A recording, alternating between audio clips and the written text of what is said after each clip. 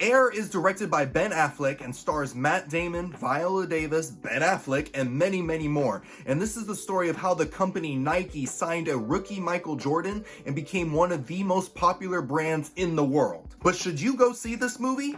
Continue watching to find out. Air is an underdog story about how Nike rose to dominance, and it was weird watching this at first because throughout the movie you would hear things like, oh, no one thinks Nike is cool, or people don't think of Nike when they watch basketball. If they only knew. Majority of the movie is just people talking business, yet you'll still find yourself being drawn into the story because the movie does a great job of making it clear how high the stakes are. Failure means everyone loses their job and Nike could be destroyed. And you'll be like, whoa, that sounds intense. Tell me more. You'll also appreciate how Air doesn't distract you from the story. You watch Air because you want to see how Nike was able to sign Michael Jordan and become a powerhouse of a company. And that's what you get. There's no family drama, no forced romance. It's just Nike doing whatever it takes to succeed. This movie does give the characters a little backstory, just to give them more depth, but it doesn't stay there too long. So that keeps this nearly 2-hour movie moving at a nice pace. By the way, are you a fan of Air Jordans? If so, let me know down in the comments below what kind of Jordans that you have.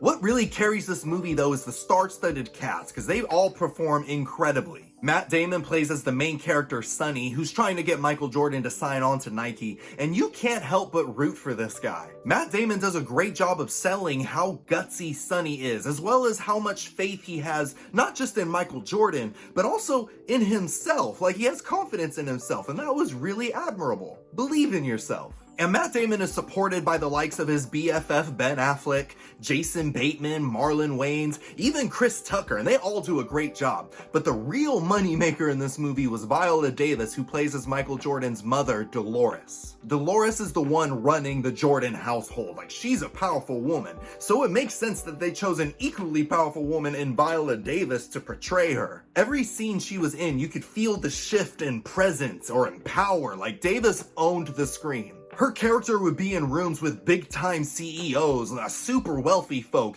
yet, they just all be submissive to her, like, oh, Davis, she just has that queen swag. Viola Davis wouldn't even have to say anything, and she would still be the best performer in the scene. She was that good. But that brings me to my issue with this movie, and that there's not enough Viola Davis. The main conflict of this movie is signing Michael Jordan onto Nike, but in order to do that, they have to go through his mother. She's the deciding factor of the plot, yet she's only in like a few scenes at most. It would have been better if the movie had shown 15, maybe even 20 more minutes of Dolores negotiating with the various companies for Michael Jordan. That way it really hammers home the fact that she is the most important person in this movie. But as the movie is, you only get a taste of that. Despite that, this mostly true story on the rise of Nike has an engaging story along with brilliant performances that will leave you feeling giddy in your seat. So if you're not sure if you should watch Air, just do it, because it's a fun ride that leaves you excited for more. Like a roller coaster. And if you enjoyed this review and you want to see more, like, comment, and subscribe to my channel so you don't miss anything. And I'll see you in a bit.